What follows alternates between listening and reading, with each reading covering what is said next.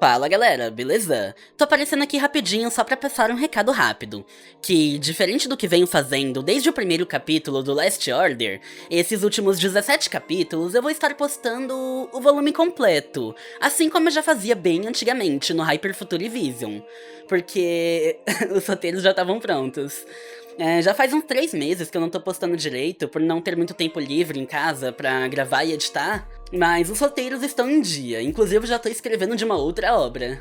Então eu decidi tirar um final de semana pra já gravar tudo de uma vez. Até porque, exceto pelo capítulo 106, todo o resto dá uma esfriada no ritmo que o mangá tava tomando, por se passar na Terra e tals. Então, pra não estender muito, é melhor acabar de uma vez e partir pra próxima obra. Enfim, espero que gostem, e nos vemos no Mars Chronicle.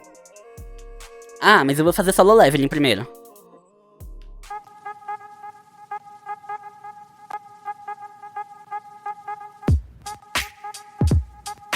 Battle Angel Alita Gun, Last Order, volume 18, capítulo 106. Last Order, eu orgulhosamente. O capítulo começa com uma transmissão da TV Combate. Jerambo informa que acabou de escapar em um módulo salva-vidas que foi ejetado para o espaço, e informa aos telespectadores de todo o sistema solar que o 10º ZOT foi encerrado com a vitória das Space Angels, mas pergunta se alguém poderia prever o caos que se formou após isso, com rebeliões acontecendo por toda a Federação Terrestre. As autoridades estão tentando reestabelecer a ordem, além de terem recebido informações imprecisas de que a cúpula em Cebola está prestes a colidir com a Lua. E então encerra a transmissão, afirmando que vai sobreviver e que os veremos novamente. O Sen chora pela sua mestre, sendo consolado pela Zazie, indicando que Gali ficou sozinha na cúpula em Cebola para tentar impedir a colisão. E lá nos é mostrado ela, junto com a projeção de Arthur Farrell, ao lado de fora, no topo da cúpula. Ele diz que todos os passageiros e funcionários escaparam, para começarem. Gali comenta que deu instruções ao Sen, mas ainda está preocupada, e pergunta para Arthur se pode mesmo contar com ele para o que está vindo. E Arthur responde que se é o que ela deseja, assim será, indicando que o Melquisedeque já a aceitou como portadora do Fata Morgana. E com medo do que está por vir, Gali se ajoelha, colocando a mão na superfície da cúpula, e pensa com angústia que isso é completamente diferente de derrubar um inimigo à sua frente, se perguntando se pode mesmo mudar a trajetória de um objeto tão grande assim.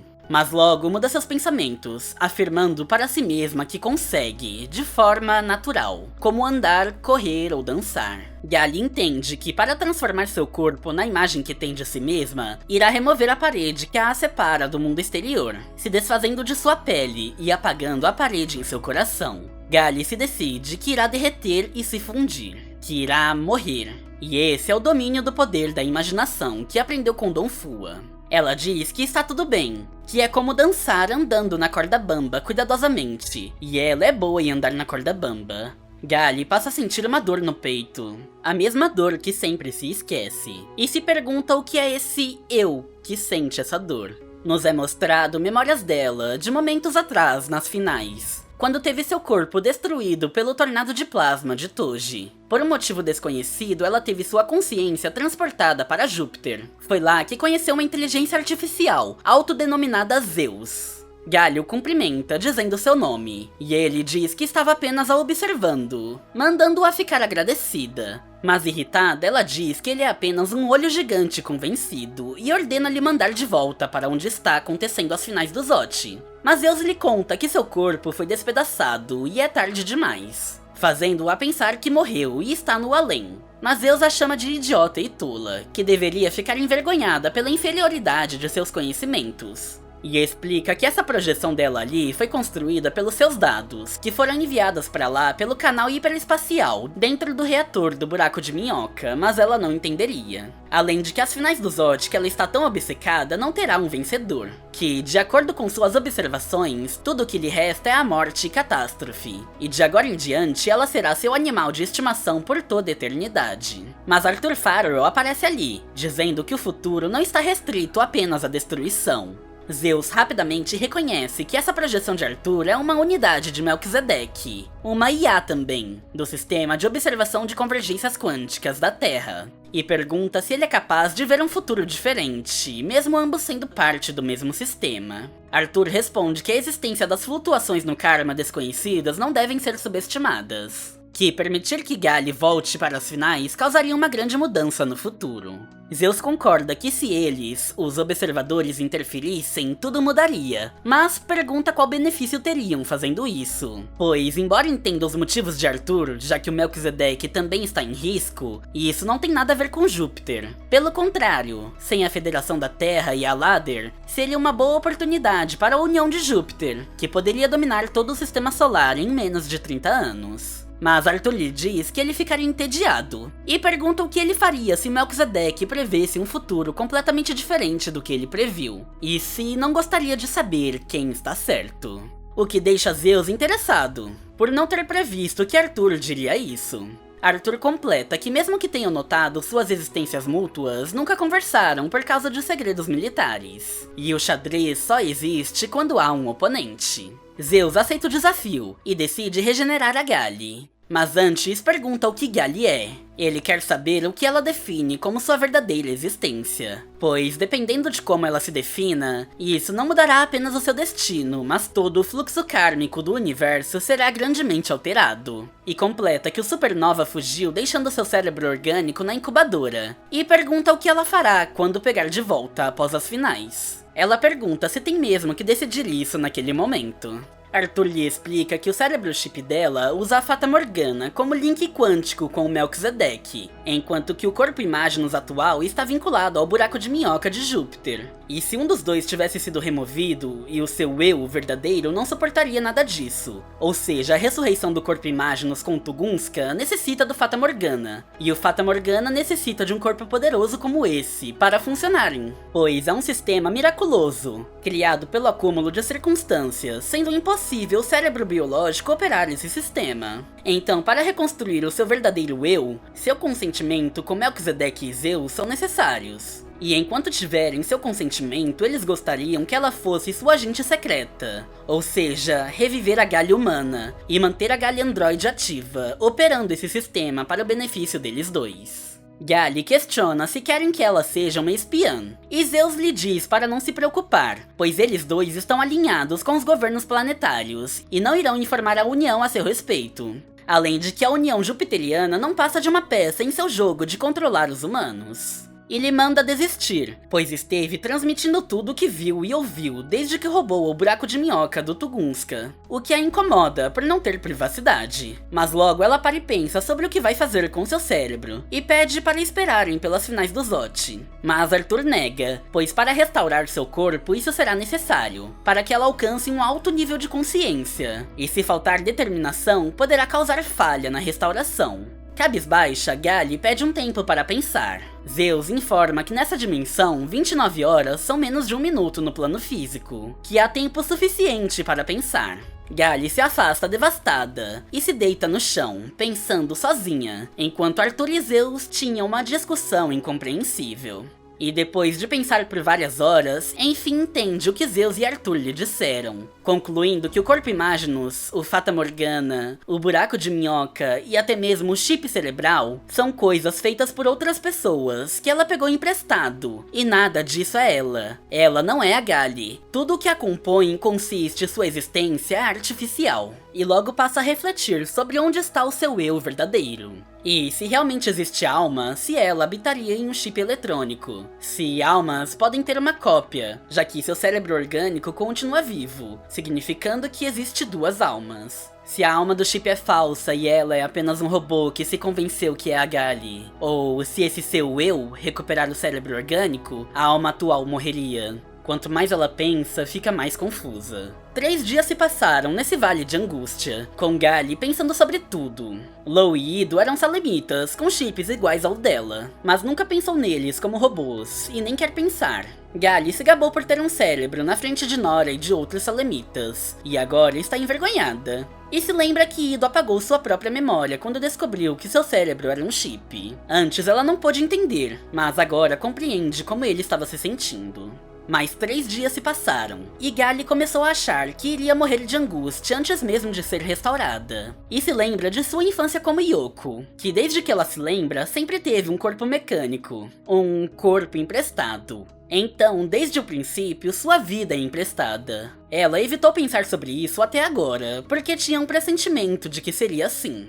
E se pergunta o que deveria fazer, concluindo que não há nada que possa ser feito. Assim como aquela criança chorosa em Marte, que nada podia fazer, e se pudesse, escolheria não ter nascido assim. Porém, em algum momento, Erika entrou em sua vida e a ergueu, fazendo-a parar de chorar, dizendo que mesmo que for doloroso, tudo o que podemos fazer é continuar vivendo. E isso faz Gali entender. Ela se levanta, já não mais em lamentos, por achar que Erika está certa. Ela reflete que não importa os obstáculos que encontramos, não precisamos de nenhuma desculpa para continuar vivendo. E percebe que no fim deu voltas e terminou no mesmo lugar. Mas está tudo bem. Gali se decide que manterá sua cabeça erguida e seguirá em frente. Enquanto Arthur e Zeus ainda discutiam, eles notam a aproximação de Gali, chamando isso de uma convergência quântica. E ela questiona se não previram sua decisão, já que podem ver o futuro. Arthur e Zeus olham um para o outro confusos, como se estivessem surpresos com essa pergunta. E Arthur explica que eles têm dificuldades em observar eventos que influenciaram diretamente, por conta dos ruídos kármicos gerados. E então não podem antecipar sua decisão. Gali diz para eles que não encontrou a resposta para o mistério da alma, mas tem a resposta sobre como este eu irá viver de agora em diante. E com toda certeza, diz que apesar do chip cerebral, continua sendo humana. E assim, Arthur declara a existência de um acordo entre as 3 partes presentes. Eles, as unidades de observação de convergências quânticas, irão sempre oferecer suporte a Gali, e ela irá trabalhar para garantir o futuro da humanidade, independente de qualquer interesse político. E a designa para a Última Ordem, como um agente secreto. De volta ao presente, Gali coloca as mãos na superfície da cúpula em cebola e passa a se fundir com toda a plataforma, contaminando ela por completo com células imágenos, assim permitindo modificar sua forma, igual faz com seu corpo, e cria 2 pares de asas de anjos e uma cauda de gato. A cúpula em cebola teve sua trajetória alterada, graças à propulsão das asas de plasma, se afastando da Lua e da Terra, indo para outra direção. Enquanto isso, todas as cidades das colônias lunares estavam fora de controle. Rebeliões e guerras eram formadas devido à desativação do sistema unânime, fazendo com que poucos notassem que a colisão fosse evitada. Um tempo depois, a cúpula foi encontrada flutuando na órbita da Lua, mas Gali não foi vista em lugar algum. Gali desapareceu no espaço. E a cena corta para o planeta Terra, no deserto das Terras Desoladas, onde 2 viajantes encontram um caminhoneiro que oferecia carona para eles até a Sucatópole. E no caminho conversando, comenta sobre a luz que iluminou a noite há uns dias atrás, mostrando que já faz um tempo desde as finais do Zot. E o capítulo termina nos revelando que esses 2 viajantes eram o Fugia 4 e o Daisuke Ido. Capítulo 107 – A Jornada de Gali. O capítulo começa nos dizendo que essa história se passou há 11 meses atrás, e nos mostra a cidade pesqueira Alhambra, onde Gali e Fugia se viram pela última vez. Fugia estava treinando com um saco de pancadas, observado por seu mestre Tauro, que diz o comando número 7, e Fugia aplica um golpe no barril número 1, fazendo o barril número 7 explodir. E segue com mais algumas repetições, até que Tauro diz que ele já dominou a penetração, e diz para irem ao próximo nível. Então o agarra, o imobilizando. Fugia reclama que o estrangulamento não vai funcionar contra ciborgues, mas Tauro o chama de ingênuo, pois seus oponentes não serão apenas ciborgues. E o agarra novamente, dizendo que vai ensiná-lo como imobilizar todos os seus inimigos. Algum tempo depois, já exaustos descansando, Tauro pergunta se ele não vai mudar de ideia sobre se casar com uma garota ciborgue, pois a guerra do Barjack após a morte de Den já está acabando, então ela já deveria ter voltado, e afirma que Gali foi para a cidade e já se esqueceu dele. Mas Fugia afirma que Gali não é esse tipo de mulher, e Tauro completa que ela não pode ter filhos, e que seus pais ficariam bem decepcionados com ele se ainda estivessem vivos, o que acaba o incomodando. Até que a conversa é interrompida por um garoto que chega ali informando que a caravana chegou, e Fugia se levanta animado, indo até lá com ele. Ao chegar no local, enquanto caminhava em meio aos caminhões dos comerciantes, uma conversa alheia chama a atenção de Fojia, com um vendedor oferecendo uma arma especial, que não atira e tem um interior completamente diferente de armas normais, e que pertencia ao Anjo da Morte, o deixando em euforia. Ele corre até o garoto segurando a arma e percebe que é igual a que Gali usava, e pergunta se ele sabe o que aconteceu com o dono da arma. O vendedor diz que não sabe, mas que foi encontrada entre os equipamentos do falecido Anjo da Morte, o deixando em choque ao saber que Gali está morta. Mas se recusa a acreditar e volta para sua casa preparar as malas e verificar ele mesmo, pois tem certeza de que Gali está viva. Tauro tenta falar com ele, mas Fojia diz que é inútil tentar impedi-lo. Mas não era essa sua intenção. Tauro lhe entrega um saco de dinheiro para pagar as despesas da viagem, e o manda apenas ir e voltar com sua esposa. Fojia o agradece e parte, caminhando pelo deserto. Fojia passa dias e noites vagando pelas dunas, enfrentando tempestades, até chegar nas ruínas de uma cidade, onde encontra sobreviventes do Barjack, que agora, sem o Den, são apenas ladrões de estrada. Fojia rapidamente os derrota, e o último apenas se rende. Então ele lhe mostra uma foto de Gali, perguntando se sabe algo sobre ela. O bandido a reconhece como Anjo da Morte, e diz que seu parceiro a viu na arma secreta contra Zalem, o trem-canhão Heng, destruído pelo Abaddon. Mas aquela era a GR-10. Fojia vai com ele até o local onde encontram-se os destroços do trem, e comenta sobre a luta de artilharia que tiveram contra Zalem a 50 km dali, mas que agora não há nenhum traço de sua grandeza, e que não sabe o que aconteceu com o Anjo da Morte desde que desmaiou na explosão. E em seguida se ajoelha no chão, chorando por todos os seus companheiros terem morrido ali, que eram boas pessoas, e se pergunta por que só ele sobreviveu. Fojia pergunta se ele ainda odeia Zalem, que responde que não sabe, se recompondo, e pede desculpas. Por, além de não poder ajudar, lhe contou uma história triste. E finaliza dizendo que se Fojia seguir os trilhos a oeste, chegará ao quartel-general do Barjack. E talvez lá encontre pistas, onde várias pessoas se juntaram. Assim Fojia faz, e em pouco tempo chega na cidade do Barjack, que no início era um pequeno vilarejo que servia como ponto de parada para transportadoras. Mas quando o Barjack cresceu, se industrializou, e agora é a segunda cidade mais populosa depois da Sucatópole. É mostrado que as caldeiras dos trens nucleares que o Barjack roubou foram usadas como principal fonte de energia, enquanto Fojia perambula pela cidade, perguntando a todos sobre Gali. Até que um cara reconhece a mulher na foto, e tem certeza que a viu no dia anterior, pois chamou sua atenção por estar em uma moto estranha, o deixando muito feliz, tendo certeza de que ela ainda estava viva. E diz a ela em voz alta que está chegando, sendo ouvido por uma pessoa mascarada próximo dali, que o persegue sem que ele notasse, e coloca uma arma em suas costas, o mandando não se mexer. Fojia comenta que ele é bom por tê-lo pego pelas costas, mas que não tem muito dinheiro, o mandando roubar outra pessoa. O ser mascarado lhe manda responder por que está procurando a Gali, e sem pensar duas vezes, Fojia o ataca lhe desarmando, e dá uma cotovelada no rosto, que remove sua máscara, o fazendo perceber que se trata da Gali, ou pelo menos era o que ele achava, por não saber da existência das Tânides da série GR do Gibi, e a abraça, dizendo feliz que estava procurando, o que a deixa confusa, mas percebe não se tratar de um inimigo. E quando Fojia diz seu nome, ela finge conhecê-lo, e pede ajuda a ele, dizendo que está sendo perseguida. Fojia apenas a pega pela mão e corre dali, dizendo para contar os detalhes depois. E partem de volta à Vila Alhambra em carro. Porém, um ser encapuzado com uma moto igual a da Galha a observa de uma montanha próximo dali. E o capítulo termina com essa pessoa se revelando para eles, iniciando uma perseguição na estrada.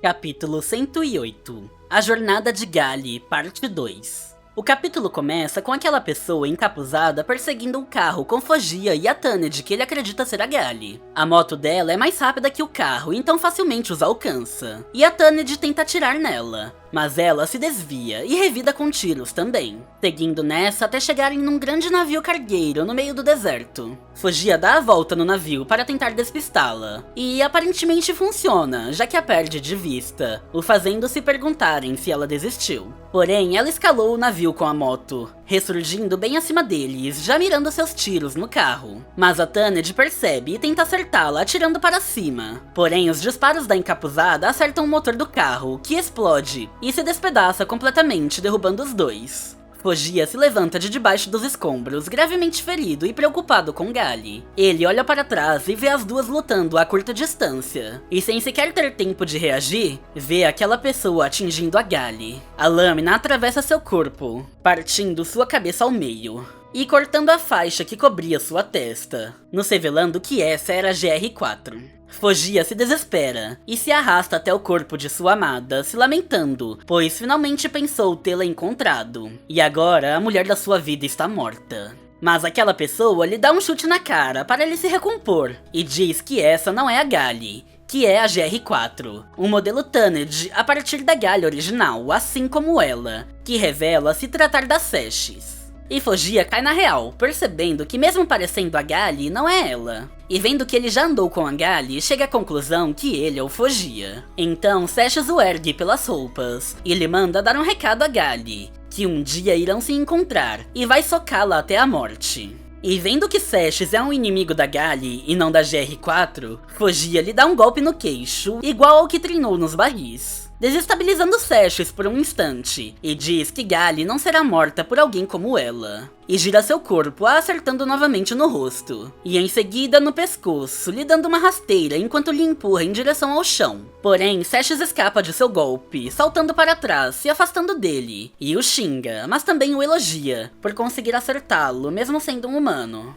Fogia leva um tempo para processar o que aconteceu, mas quando vê o sangue escorrendo de suas roupas, finalmente percebe que seu braço foi arrancado, sentindo a dor somente ali. Mas Seshes comenta que no fim das contas, um corpo de carne e osso é algo frágil, já que ficou nesse estado apenas por prendê-lo, e larga o braço de Fogia no chão como se não fosse nada. Fogia se pergunta como ela conseguiu se mover tão livremente, já que devia tê-la pego nesse golpe, enquanto usa sua faixa para improvisar um torniquete, estancando o sangramento do braço. Seshes diz que se fosse a GR4, talvez estivesse em apuros por enfrentá-lo, mas ela é uma espécie diferente, e que como ele é humano, não a interessa, mas mudou de ideia ao ver suas habilidades e irá matá-lo agora. Fogia se afasta dali com dificuldade, carregando consigo o corpo da GR4, indo em direção a um rio. Mas Seshes o segue apenas caminhando pacientemente, já que não tinha como ele escapar. Porém, um raio acaba atingindo sua lâmina, que estava fincada no chão, como um para-raios. E ela corre até sua lâmina personalizada para verificar os estragos. E Fogia aproveita para se jogar na água, o que Seshes ignora, por estar mais preocupada com sua lâmina. E no mesmo instante, Fogia desmaia, mas não larga o corpo da GR4. Até que, no dia seguinte, em um canal, encontram duas pessoas afogadas, mas verificam que o homem ainda está vivo. E nos é mostrada uma casa medicinal, com Kaina brigando com um ciborgue por querer salvar alguém que se afogou, sem saber que ainda está vivo. E o capítulo termina nos mostrando Ido vestindo o jaleco, se preparando para uma emergência. Capítulo 109 – A Jornada de Gali, parte 3. O capítulo começa com Fogia acordando no hospital, e Kaina lhe dizendo que ele é durão por ter sido levado pela correnteza de um rio com um torniquete no braço. A única coisa que ele consegue pensar é em Gali, mas Kaina lhe mostra um dos modelos de braços para ele escolher. Mas ele apenas grita com ela, perguntando por Gali. E Ido lhe mostra o corpo da GR4, revelando que mesmo tendo a aparência idêntica, essa não é a Gali, por ter um chip no lugar do cérebro. O que o deixa aliviado, mas também preocupado, por ser exatamente o que Seshes disse. Kaina revela que eles também conhecem a Gali, tendo ficado bem surpresos ao verem a GR4. E então se apresentam. Logo após isso, Fogia pede ao Ido para enterrar o corpo da GR4 de forma apropriada, o que é questionado por Kaina, já que ela é apenas uma cópia e o enganou desde o começo, se passando pela Gali. Fogia concorda, mas diz que ela também estava lutando por sua vida, e isso é lamentável, o que convence Ido, e ele respeita seus sentimentos a enterrando. Mais tarde, Fogia vai até o túmulo com Kaina achando tudo isso ridículo. Ela lhe diz que ciborgues e androides não retornam à Terra, onde a carne se decompõe e é reaproveitada de forma apropriada. O que ele até concorda, mas diz que está bom assim. E Kaina o observa, entendendo por que Gali se apaixonou por ele. Um tempo depois, é finalizada a cirurgia de transplante de braço em Fogia, e ele reflete sobre também ter se tornado um ciborgue, como sua amada, mesmo sendo apenas de um braço. Logo, ele pergunta a Ido quando receberá alta, que ele responde ser em 5 semanas. e Kaina já lhe questiona sobre os custos do tratamento e do braço artificial, e diz que ele é ingênuo, já que reciclar o corpo da GR4 pagaria ao menos o braço. Ido a repreende pelas palavras, mas ela rebate, afirmando que não se pode apenas viver de caridade. Fogia pergunta como retribuir, já que está sem dinheiro, e Kaina responde que ele poderia trabalhar por 2 ou 3 anos, cultivando as novas terras, que muitas pessoas se estabeleceram na cidade assim. E assim ele faz, e vai até o local de cultivo, reclamando pela soberba de Seshes. Mas pensa sobre, mesmo nessa condição, Seshes quer matar Gali. E reflete para o céu, chamando pelo nome dela, perguntando onde ela está. Então ele vai até uma árvore ali próximo para espairecer, e aplica seu golpe nela. Imediatamente seu braço explode, se despedaçando por completo, o fazendo cair gritando de dor. Kaina corre até ele para ajudá-lo, já brigando com ele, porque avisou que não podia fazer movimentos bruscos. Fogia desaba, chamando a si mesmo de patético, afirmando que esse corpo já está acabado, e talvez ele esteja acabado como artista marcial. Kaina o repreende por essas reclamações, já que ela e Gali são completamente ciborgues, exceto pelo cérebro. Mas Fogia chora, dizendo que Gali também já está acabada, que não deve mais estar nesse mundo, que Seshes deve tê-la matado. O que comove Kaina. De imediato, ela só consegue fazer os primeiros socorros, mas como Ido não estava lá, apenas o leva para dentro.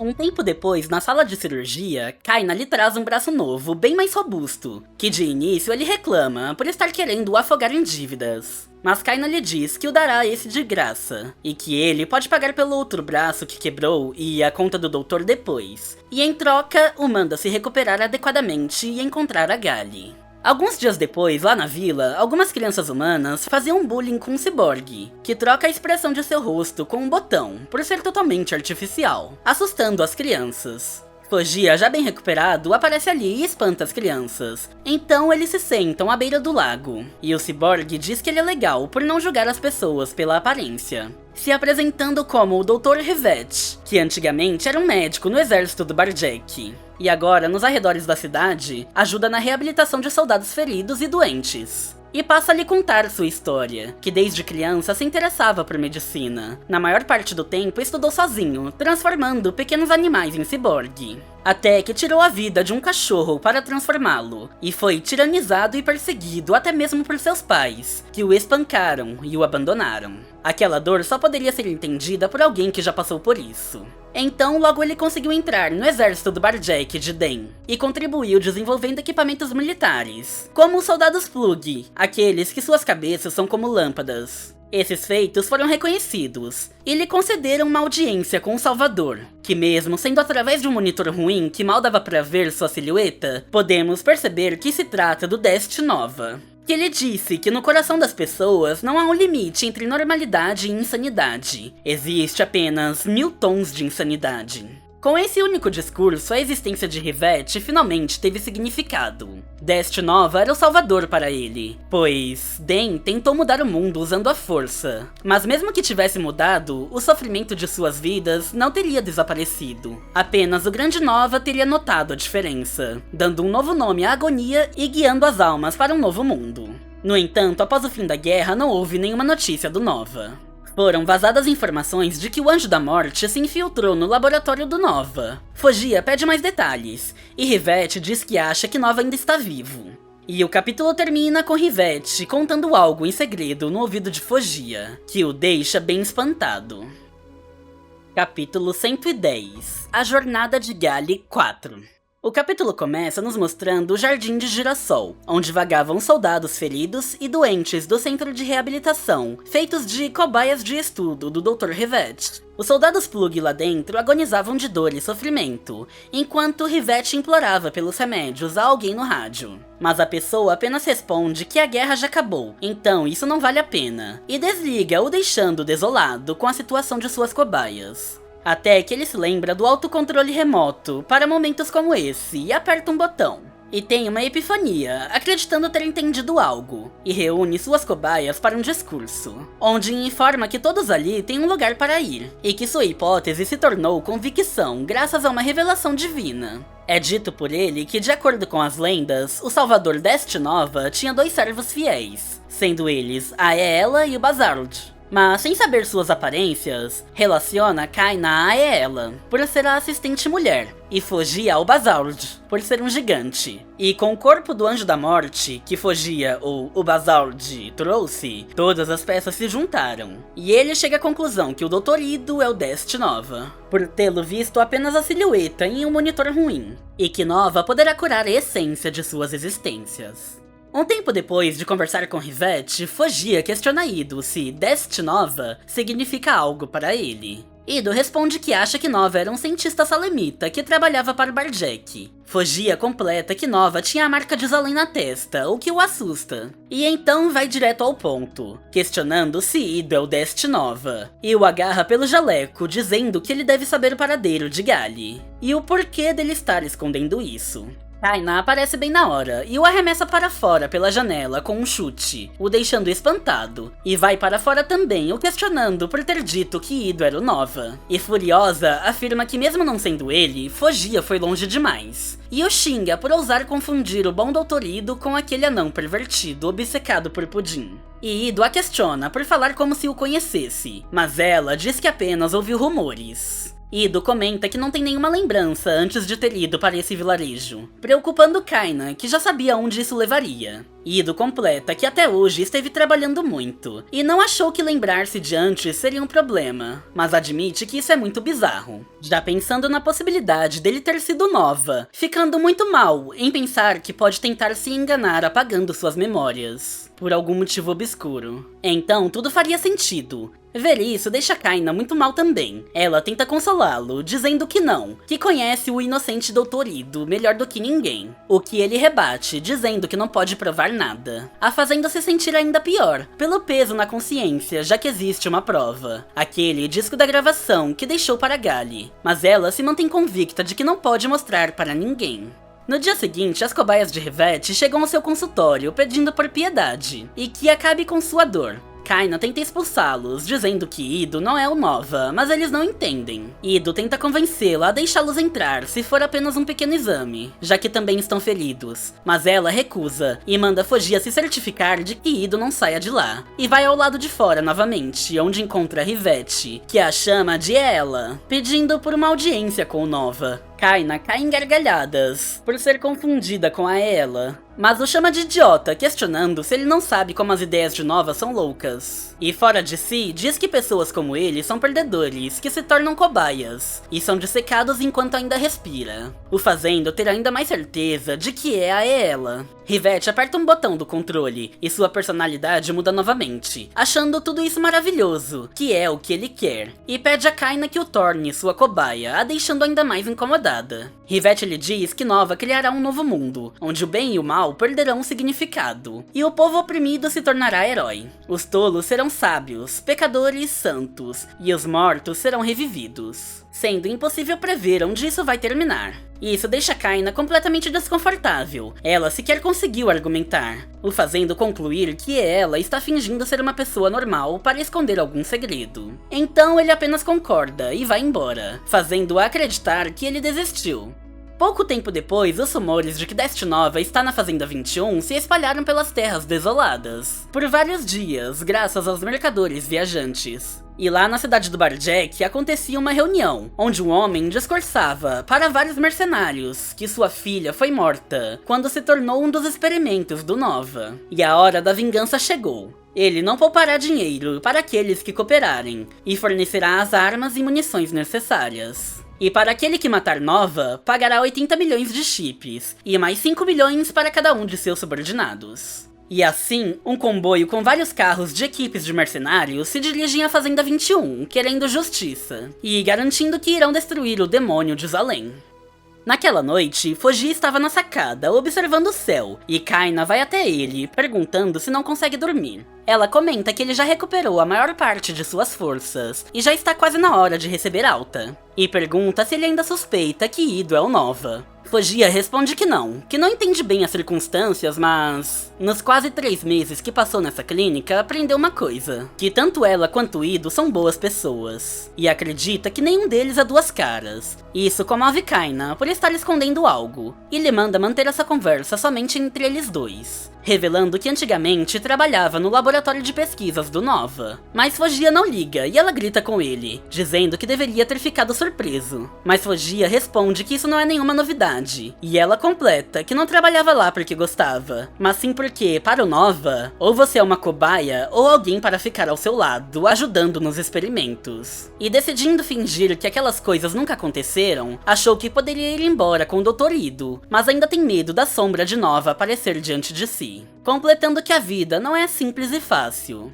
E o capítulo termina com a conversa deles sendo interrompida por uma grande explosão no centro da cidade. Capítulo 111. A Jornada de Gali, parte 5. O capítulo começa com uma multidão de mercenários enfurecidos para encontrar Nova, que passam a invadir a casa de todos, perguntando sua localização. Mas ao não encontrarem nada, se enfurecem e passam a destruir tudo com granadas, partindo para a próxima casa, deixando um rastro de destruição por toda a cidade.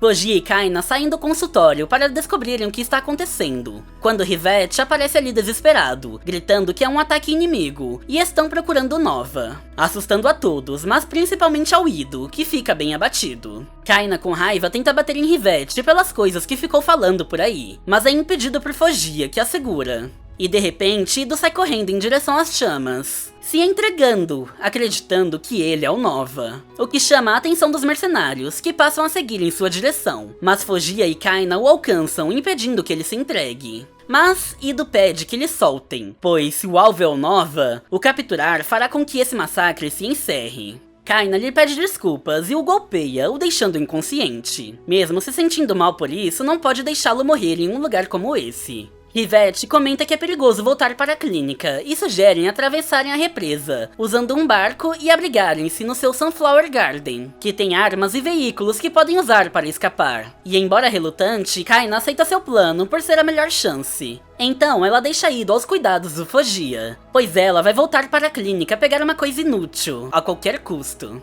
Mas Fogia a segura pelo braço, dizendo que é muito perigoso e que vai em seu lugar, mandando-a ficar perto de Ido. Ela agradece, mas diz que não pode deixar alguém como ele agir como se fosse sua babá, e não está desesperado o suficiente para aceitar a ajuda de um paciente, estando convicta de que aqueles capangas não conseguiriam matá-la.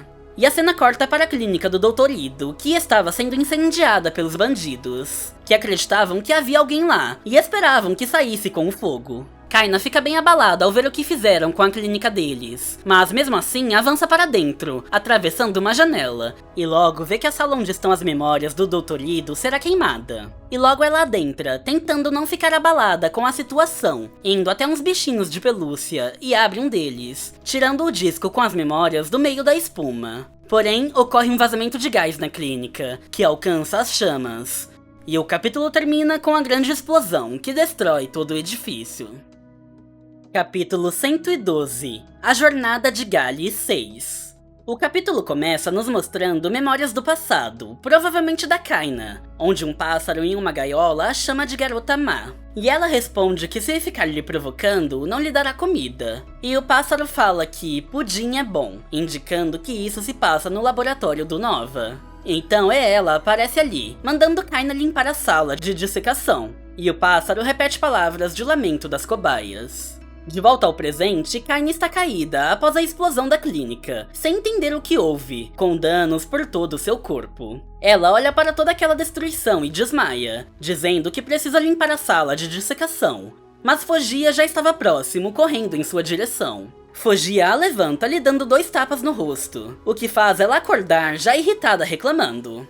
Fogia lhe conta que depois de levar Ido para o Sunflower Garden, ficou preocupado e voltou. E quando viu a explosão da clínica, pensou ter sido seu fim. E lhe pergunta se conseguiu recuperar aquela coisa importante. Kaina abre a bolsa e retira o disco, se lamentando que mesmo que ela continue cuidando do Dr. Ido, não pode mais confiar em ninguém. Que o doutor duvida de si mesmo sobre ser o Nova, e esse disco é a evidência que iria esclarecer essas falsas acusações. Fogia fala para irem para o Sunflower Garden, e então eles pegam um barco e navegam pelo rio até lá, vendo toda a destruição causada pelos mercenários. Kaina chora ao ver a situação do vilarejo, e diz que não consegue nem dizer o ressentimento que tem por Nova, mas isso é demais, é cruel demais.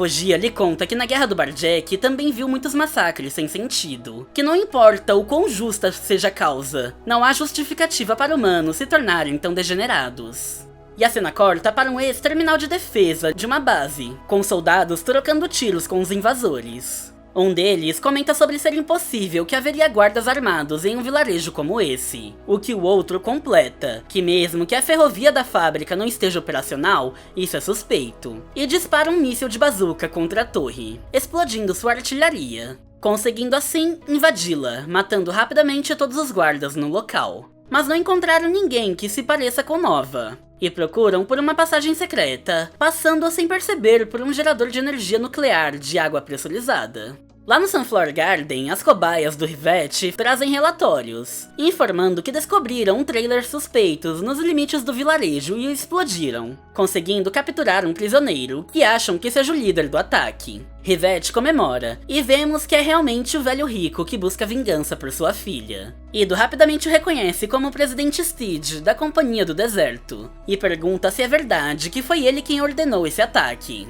Já Steed se demonstra infeliz em saber que Ido era o Nova, que, por ter dúvidas de sua própria identidade, apenas se cala, deixando com que Rivette convencesse Steed ainda mais, afirmando que Ido é o Nova, que irá remodelar a raça humana e levá-la ao próximo passo da evolução, o chamando de Salvador, louvando a ele junto com suas cobaias, que, agindo como zumbis, se aproximam de Ido, adorando, deixando Steed em pânico. Mas Ido interrompe, e diz que o sangramento no abdômen de Steed é grande e fará um tratamento de emergência. Durante a cirurgia, Ido mais São diz para Steed que ele não é o Nova, pedindo que por favor acredite nele, e tudo não passa de um rumor que nasceu da ilusão deles em busca de ajuda, que nesse vilarejo alguém como Nova nunca existiu, e pede por favor que ele faça parar esse ataque desnecessário. Steed responde que está em dívida com Ido pela vez que seu sobrinho se acidentou, e concorda em parar o ataque, dizendo para lhe levar até um rádio. Nesse momento, Fogia e Kaina chegam ao local, já perguntando se é verdade que capturaram o líder do inimigo. Ido fica feliz em vê-los, e diz que está tudo bem, que o mal-entendido já foi esclarecido. Steed pega o rádio com uma feição de alívio, e passa uma mensagem para todos os soldados que estão participando da operação de caça ao Nova. Porém, era apenas fingimento. Steed informa que Nova está na Torre do Moinho ao sul, no Sunflower Garden, e ordena às tropas que se reúnam e matem Nova imediatamente. Logo, todos os soldados no front escutam isso, e partem para pegar a cabeça do Nova, junto com um ciborgue gigantesco, que foca na Torre do Moinho ao sul. Nos é mostrado aquele reator nuclear novamente, que foi danificado e está vazando radiação. Logo, todos os comboios se aproximam do Sunflower Garden, e os soldados cobaias de Rivette tentam defender a linha de frente com armas. Até mesmo Fogia dispara contra os inimigos. Mas logo percebe que nesse ritmo as coisas vão ficar ruins. E Kaina ataca Steed, perguntando por que fez isso, mas ele apenas diz para matá-lo, o que a faz hesitar. E o capítulo termina com Steed dizendo que mesmo que morra, a recompensa do soldado será paga pelo banco do Barjack, enquanto ele se passa por esse doutor ingênuo, e o manda aceitar as consequências por ter matado sua filha e genro, deixando Ido ainda mais inseguro com sua própria existência. Capítulo 113 – A Jornada de Gali 7. O capítulo começa nos mostrando soldados Plug sendo montados, com as cabeças com os cérebros sendo acoplados nos corpos mecânicos, e logo se levantam armados, partindo para cima do alvo. Kaina e Fogia que os ligaram para combater o exército inimigo. Ido questiona Rivette sobre isso, que ele explica que são os últimos soldados Plug do 5º Batalhão do Barjack, que escolheram morrer ali, e quando o efeito do adrenalizador passar, terão seus cérebros destruídos, para que o Grande Nova escape, o que Ido acha uma grande tolice. Rapidamente eles conseguem conter o ataque, com os soldados Plug destruindo os inimigos. Rivette chama Fogia para um porão, o chamando de Bazard, e lhe mostra um carro blindado do Barjack. Fogia rapidamente verifica que o carro está com a bateria e pneus danificados, e levará 15 minutos para trocar, mas Steed diz que é inútil, e todos morrerão ali. Kaina, já muito irritada, o amordaça para ficar quieto, e vai até Ido, que estava em um canto cabisbaixo. Kaina tenta lhe dizer que ele não fez nada de errado, e não deve se culpar pelos pecados do Nova e esse ataque irracional, mas ele nada responde. Enquanto isso, a batalha das cobaias de Rivette contra os mercenários se aproximava do clímax, com eles chegando cada vez mais perto do Sunflower Garden. já que entre os mercenários haviam ciborgues blindados. Kaina diz que irá provar sua inocência, então lhe pede para prometer que não importa o quão dura seja a verdade, ele não vai desistir de si mesmo. As cobaias de Rivette conseguem neutralizar os ciborgues mercenários, com um ataque kamikaze que os explode antes de alcançarem a entrada. Bem no momento em que Fogia consegue consertar o carro e o liga, os chamando para fugirem rápido.